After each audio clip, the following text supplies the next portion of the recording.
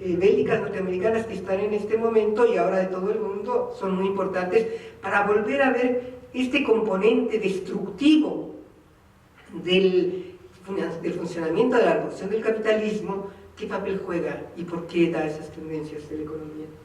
El otro, que hay, a veces se nos habla de que hay una ligera recuperación, sí, tendencias también, pero sin creación de empleo. ¿Sí? Sin empleo, o sea, esta cuestión de los excluidos de la tierra, como recordaríamos a Fanon de los condenados de la tierra, que de la cual se habló mucho en los años, a principios de los 90, ¿no? Eran los excluidos, creo que ahí están. Rápidamente, ahí el otro elemento es la migración. O sea, con este aspecto, la cuestión demográfica que ya señaló Javier, que nos insiste mucho y que luego por el tiempo ya no lo señala, pero el otro elemento de la migración internacional, nacional, como uno de los componentes fundamentales del desenvolvimiento del mercado de trabajo a nivel internacional, ¿no?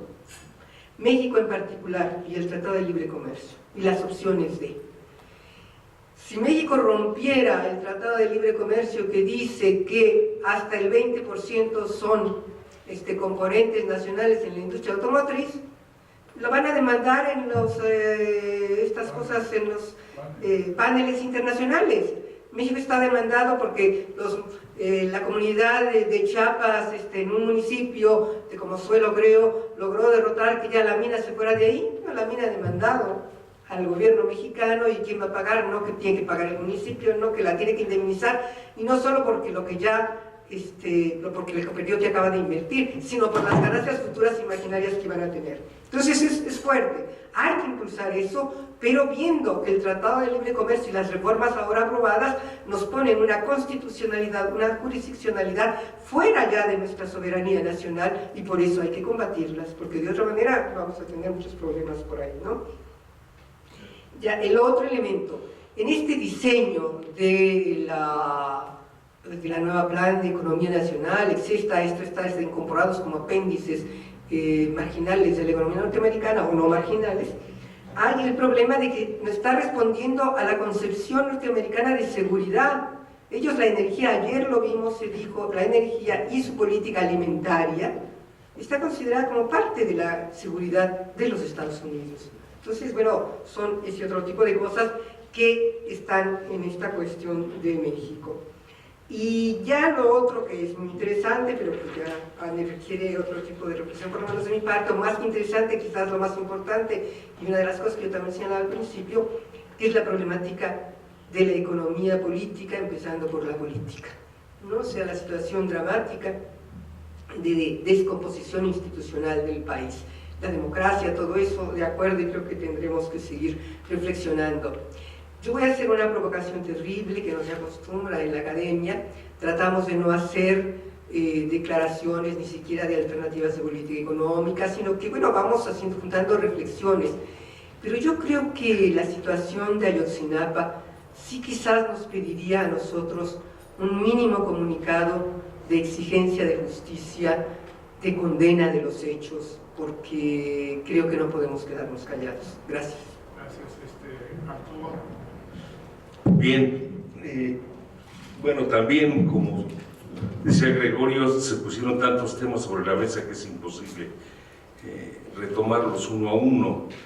Yo tomaré 3 o 4 también. Respecto al colega que mencionaba ahorita, Sacristán, que decía que está sujeto a debate las cosas que se proponían, y tiene razón, todo eso está sujeto a debate y obviamente a campañas, no solo a debate, a campañas muy fuertes para tratar de imponer una determinada posición. Pero me refiero solo a uno que usted mencionó, que es los riesgos inflacionarios, por ejemplo, a partir de la propuesta de elevación de los salarios mínimos.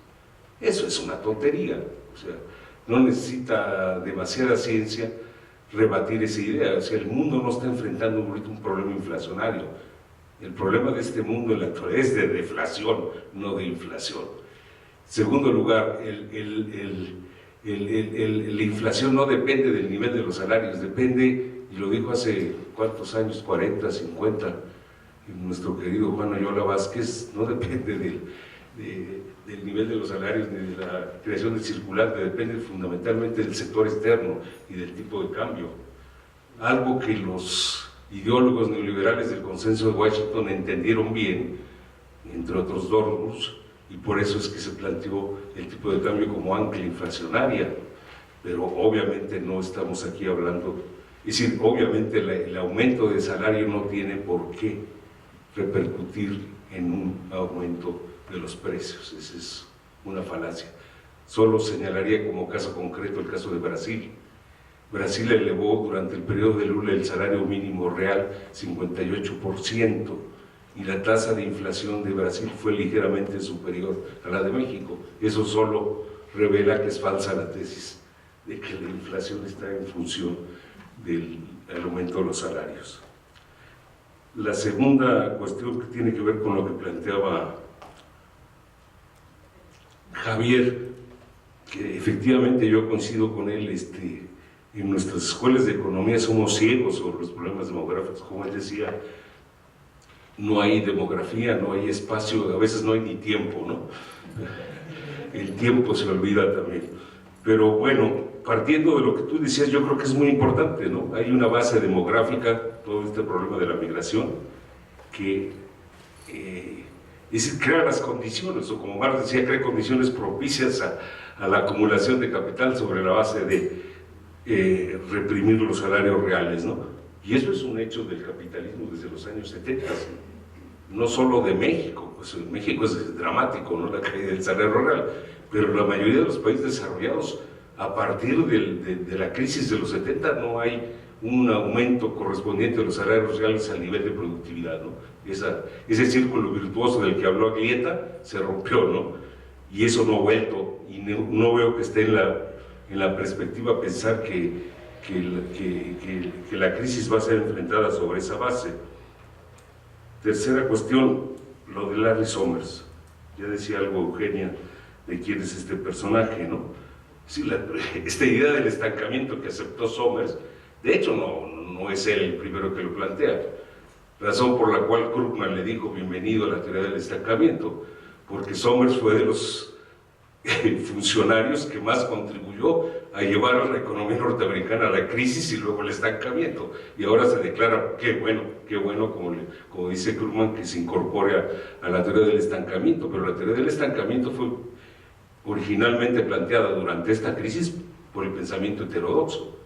Tanto Foster, la gente más ligada al enfoque Baran-Suisi o a enfoques más marxistas, han estado insistiendo desde hace varios años en este problema del estancamiento, ¿no?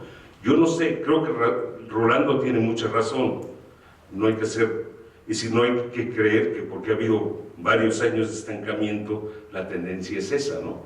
Que no nos vaya a pasar, como él decía, lo que le sucedió a Hansen, que saca su libro en el momento en que viene el auge de la economía norteamericana y mundial, y sabemos que fue el auge quizás más importante de la historia del capitalismo, ¿no? Pero para terminar este comentario, bueno, ya se mencionó también el papel que juega la austeridad en el estancamiento. Yo me referiría a otro problema, que es el enorme reto que tienen los responsables de la política económica en el mundo y en los bancos centrales en cuanto a la política monetaria, ¿no? Es decir, el programa de normalización monetaria que está llevando adelante la FED, que apenas lo están arrancando, porque de hecho todavía no terminan de comprar bonos, y ayer mismo se estaba discutiendo de si van a seguir en el mismo camino de retirar totalmente los estímulos o no, o si los van a retirar gradualmente. Es decir, no han terminado la flexibilización cuantitativa, ¿no?, en la que fue entrar a aguas territoriales que el capitalismo nunca había pisado. O sea, 4 trillones en términos anglosajones de balance del Banco Central de la FED, no es cualquier cosa, y así hay muchos otros trillones en el Banco de Japón y en el Banco de Inglaterra y en todos los bancos centrales, ¿no? Entonces, esa política de flexibilización cuantitativa que se quiere cerrar y empezar uno de normalización para apoyar la recuperación, ok, esa es la idea, apoyar la recuperación norteamericana, pero eso va en sentido contrario del problema de Europa. Entonces, mientras la FED está tratando de normalizar la política monetaria, Draghi no sabe si va a ir o no a la flexibilización cuantitativa, y Europa se hunde y la deflación avanza. Entonces ahí hay una contradicción tremenda que yo creo que apoya la idea de que esa contradicción de políticas monetarias va a reforzar las tendencias al estancamiento, ¿no? Esa es al menos mi impresión. Claro, eso no resuelve tu pregunta, yo tampoco tengo respuestas. Efectivamente habría que ver qué elementos dinámicos están en este momento despuntando, ¿verdad?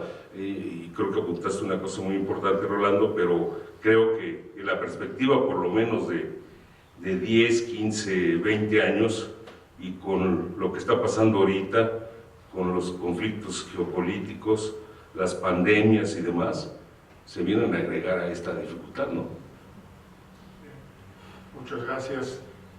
Antes de terminar esta sesión, quisiera yo, a nombre de la Academia, agradecerle a Eugenia Correa la organización de este coloquio de otoño, y aquí tengo una constancia que darte en su momento, porque fue interesante